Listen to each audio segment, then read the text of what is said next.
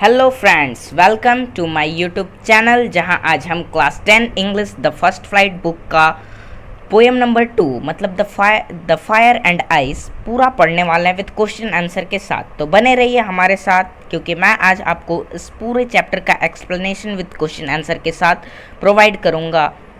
तो चलिए हम सब इस पोएम को पढ़ना स्टार्ट करते हैं, जिसके राइटर हैं रॉबर्ट फ्रॉस्ट। ये आपको याद कर लेना है कि इसके राइटर का नाम क्या है, रॉबर्ट फ्रॉस्ट। इसके जो पिछले पोएम था द डस्ट ऑफ स्नो, उसके भी राइटर हमारे कौन थे, रॉबर्ट फ्रॉस्ट। रॉबर्ट फ्रॉस्ट एक इंग्लिश पोएट हैं, ठीक है। तो चलिए हम सब इसको पढ़ना स्टार्ट करते हैं, फायर एंड आइस। तो देखिए बेसिकली इस पोएम में जो पोएट हैं वो ये बताना चाहते हैं कि वर्ल्ड का एंड कैसे होगा, ठीक है। तो वो देखिए वो दो चीज़ों को मानते हैं, एक फायर के थ्रू और एक आइस के थ्रू। लेकिन इस पोएम में वो कुछ फायर और आइस को किसी अलग नज़रिए से रिप्रेजेंट करना चाहते हैं, ठीक है। जैसे देखिए फायर को वो डिज़ायर मतलब इच्छा के थ्रू रिप्रेजेंट करना चाह रहे हैं और आइस को हैट्रेट मतलब नफरत के जैसा, ठीक है। तो चलिए अब हम इस पोएम को पढ़ते हैं, ठीक है। Some says the world will end in fire, some says in ice. मतलब कुछ लोग कहते हैं कि ये वर्ल्ड है वो फायर के थ्रू ख़त्म हो सकता है या तो फिर आइस के थ्रू, ठीक है। From what I will tasted of desire, ठीक है। I hold with those who favour fire. मतलब जो पोएट हैं वो देखिए मैंने आपको जैसे बताया कि फायर का मतलब ही यहाँ पोएट ने इच्छा मतलब डिज़ायर के थ्रू लिया है और आइस को एज एन हैट्रेट मतलब नफ़रत के जैसा लिया है। तो पोएट ये कहते हैं कि कुछ लोग ऐसा मानते हैं कि ये जो वर्ल्ड है वो या तो फिर इच्छा के थ्रू ख़त्म हो जाएगा, मतलब किसी की इच्छा शक्ति इतनी बढ़ जाएगी कि वो इस संसार को ही ख़त्म कर दे, ठीक है।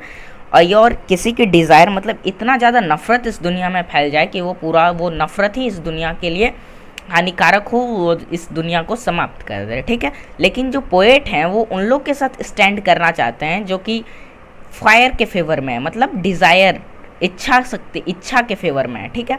कि किसी की इच्छा इतनी बढ़ जाए कि वो पूरे संसार को ही ख़त्म कर दे, ठीक है। अब चलिए नेक्स्ट पैराग्राफ पढ़ते हैं। But if it had to perish twice I think I know enough of hate, ठीक है। लेकिन पोएट कहते हैं यदि इस संसार को मतलब इस वर्ल्ड को 2 बार ख़त्म होना पड़े तो वो नफ़रत और हैट्रेट दोनों से ही ख़त्म हो जाएगा, ठीक है। To say that for destruction ice is also great and would स्किफ, ठीक है। जो जैसा कि मैंने बताया कि पोएट देखिए यदि पोएट फर्स्ट में स्टैंड करते हैं किसके साथ, देखिए फर्स्ट स्टेंजा में पोएट जो है वो डिज़ायर मतलब इच्छा के साथ स्टैंड करते हैं, ठीक है। मतलब अपना वो फेवर इच्छा शक्ति के पे देते हैं कि इच्छा शक्ति से इस पूरे संसार का विनाश हो सकता है, ठीक है। और सेकंड पैराग्राफ में पोएट ये कहते हैं कि यदि इस संसार को 2 बार ख़त्म होना पड़े तो वो फायर से 1 बार ख़त्म होगा और 1 बार आइस से, ठीक है। चलिए I hope you understand this poem, ठीक है, जिसमें अपने रॉबर्ट फ्रॉस्ट इस संसार के ख़त्म होने की अपने फीलिंग को दर्शा रहे हैं, ठीक है। चलिए अब इसका क्वेश्चन आंसर देखते हैं, थिंकिंग अबाउट द पोएम, ठीक है।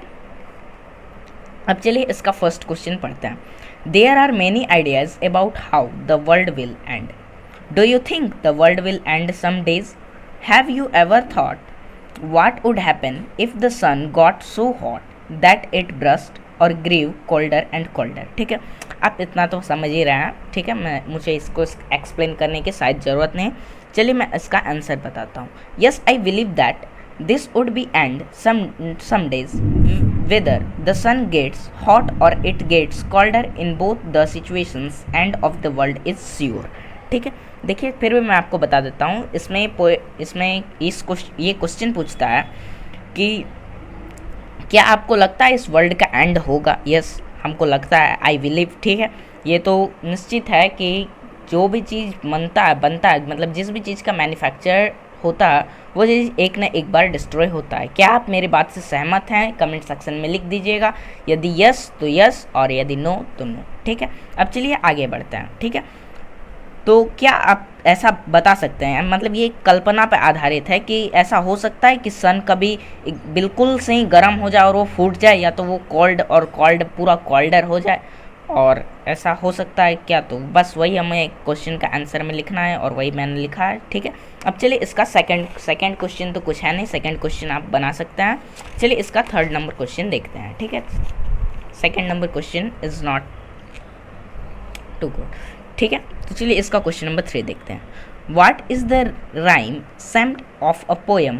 How does it help in bringing out the constructing ideas in the poem? ठीक है, अब देखिए, the poet present contrasting ideas of fire and ice using the rhyme same. ठीक है, ये जो वर्ड है इसी के थ्रू जो पोएट है वो कॉन्ट्रास्ट करते हैं आइडिया एज अ फायर और आइस को यूज़ करके। ठीक है, ये राइम क्या था, वो राइम था सेम। ठीक है, आप इसको याद कर लीजिएगा, बस यही एक वर्ड है जो कि राइम करता है फायर एंड आइस को। ठीक है, यही पोएट ने यूज़ किया है। ठीक है, he think that the world will end probably in fire and ice. He went to say that the fire of people never ending desire may be a reason of end of the world. ठीक है, देखिए poet, जैसा मैंने आपको तो ये explain कर ही दिया कि पोएट को लगता है या तो फिर ये जो वर्ल्ड है या तो फिर ये डिज़ायर के थ्रू ख़त्म हो जाएगा या तो फिर हेट्रेट के थ्रू, बस वही हमें लिखना है। ठीक है, एक तो लाइक और शेयर ठोक दीजिए महाकाल का